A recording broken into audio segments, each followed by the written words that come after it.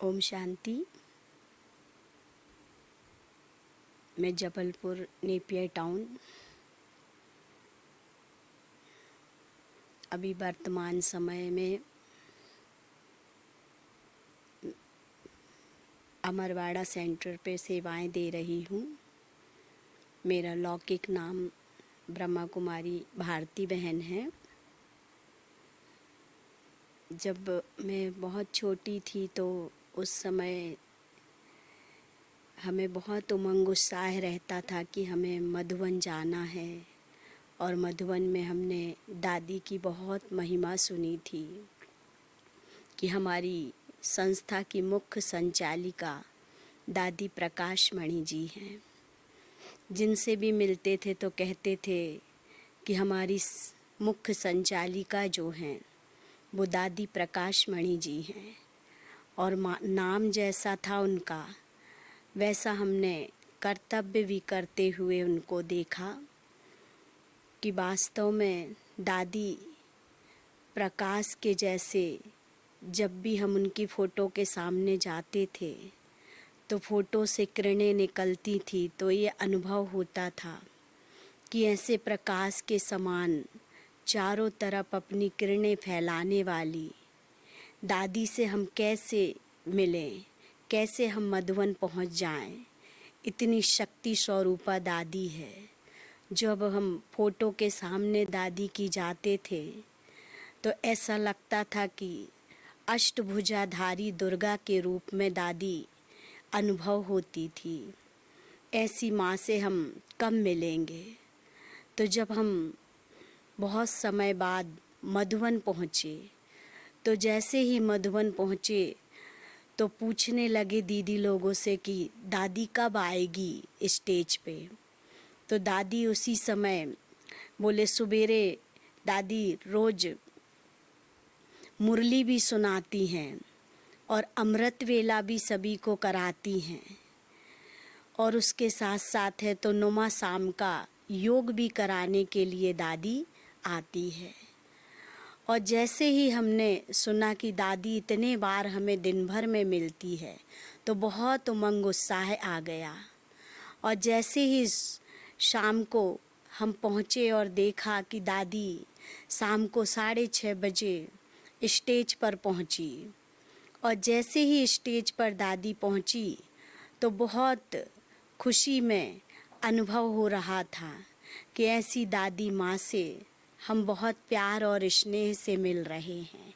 दादी का वो वरदानी हाथ पूरे स्टेज पे दादी घूम घूम के हमें वरदान दे रही थी, शक्ति दे रही थी।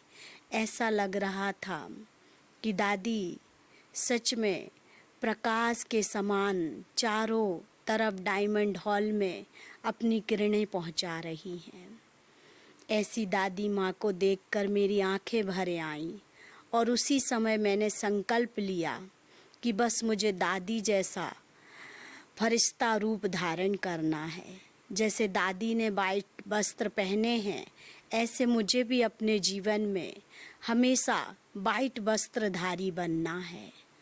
और उसके बाद जब दादी सुबह मुरली क्लास में आई, और दादी ही उस समय हमने देखा कि रोज़ की मुरली सुनाती थी, और जब मुरली दादी की चलती थी तो सारे भाई बहन पूरे मुरली क्लास में डायमंड हॉल में बैठते थे। और दादी की जब मुरली हो जाती थी तो मुरली के बाद एक बहुत प्यारा सा दादी का गीत चलता था, आँखों में बाबा तेरे जाने हैं कितने जलवे, देखा है इनको जग से निहाल करते। तो इस गीत को जैसे ही बजता था तो भाई बहन झूम उठते थे, और दादी भी बड़े प्यार से ताली बजा बजा के सारे भाई बहनों का मन बहलाती थी, और सारी सभा मधुबन की नाच उठती थी। ऐसा लगता था कि ऐसी प्यारी दादी से मिलकर हमारे कितने भाग्य के उदय हो गया। और दादी जब सभा में सभी भाई बहनों को देखती थी तो दादी कहती थी कि मैं सभा को हंस मंडली के रूप में देखना चाहती हूँ।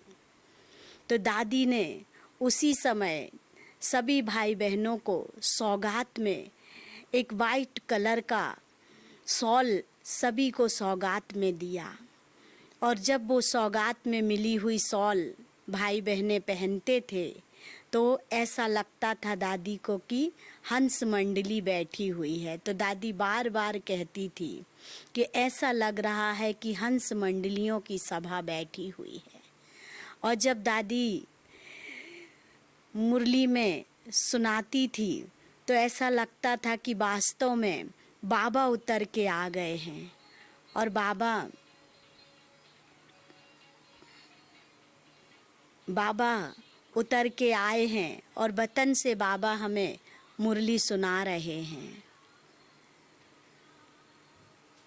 दादी को हम देखते थे, दादी हमेशा पूछती थी क्लास में कि सब ठीक से पहुंच गए हैं, सभी को हॉल मिला है कि रूम मिला है। दादी कहती थी पट पे सोए हुए हो कि बेड पे सोए हुए हो।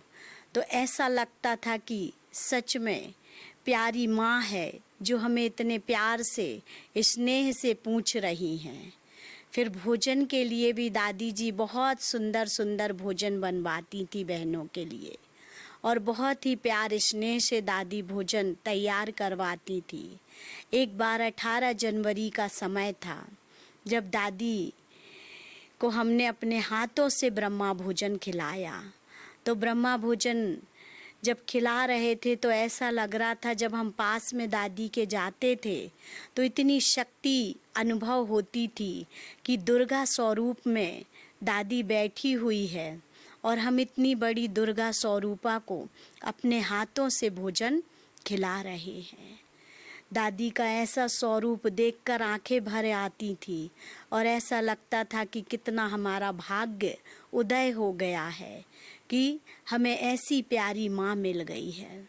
और ऐसी प्यारी माँ के जब 2007 में दादी जी अव्यक्त होकर चली गई तो दादी जी के अनुभव में ऐसा लगता था कि दादी हमारे अंग संग है।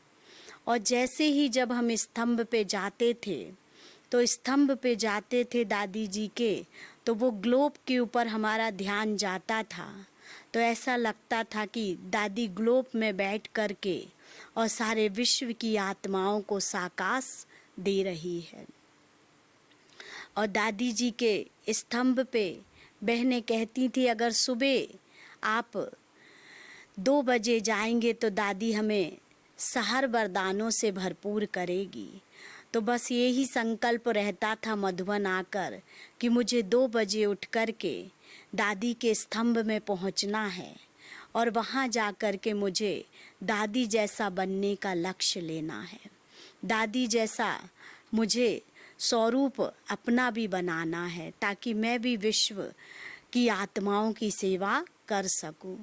दादी हमेशा कहते कि ग्लोब के समान, अंबर के समान दादी हमें पालना देती है। एक बार दादी जी के पास एक बुजुर्ग माता जब पहुंची और दादी जी के पास 1 रुपए लेकर गई और कहने लगी कि दादी मुझे सारी सभा को ब्रह्मा भोजन कराना है। तो दादी ने बहुत प्यार और स्नेह से उस माता को कहा कि ठीक है, आपका ब्रह्मा भोजन जरूर कराएंगे। लेकिन उस माता के पास मात्र 1 रुपए था और दादी जी का दिल बहुत विशाल था। तो दादी जी ने उस माता ने कहा दादी को कि दादी मैं चाहती हूँ कि इस 1 रुपए से सारी सभा ब्रह्मा भोजन कर ले।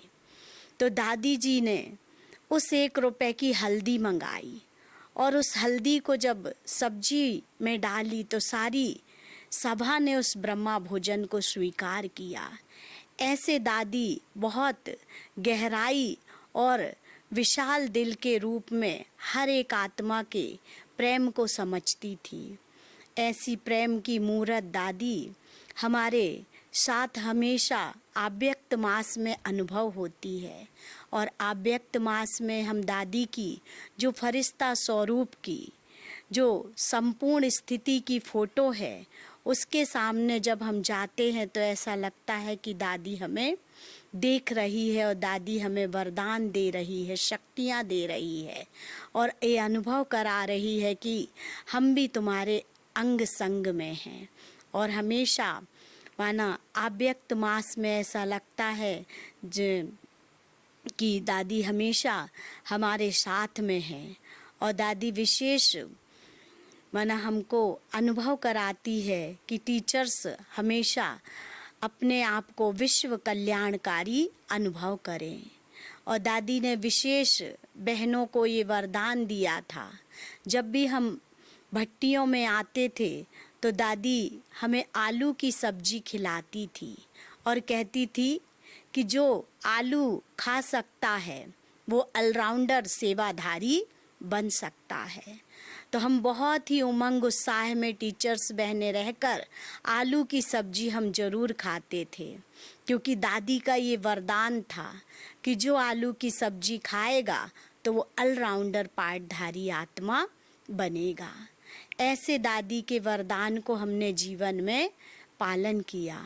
और दादी हमेशा कहती थी कि निमित्त निर्माण और निर्मल वाणी, ये दादी का विशेष स्लोगन था कि हमेशा निमित्त बनकर अपना कर्तव्य करना है, निर्माण चित होना है, झुकने की अनुभव करना है और है तो निर्माणता का गुण धारण करना है।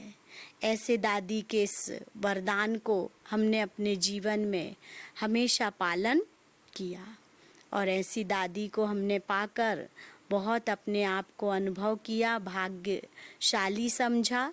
ऐसी दादी को हम सत सत नमन करते हैं और ऐसी दादी के ऊपर हम विशेष श्रद्धांजलि भी अर्पित करते हैं। ओम शांति।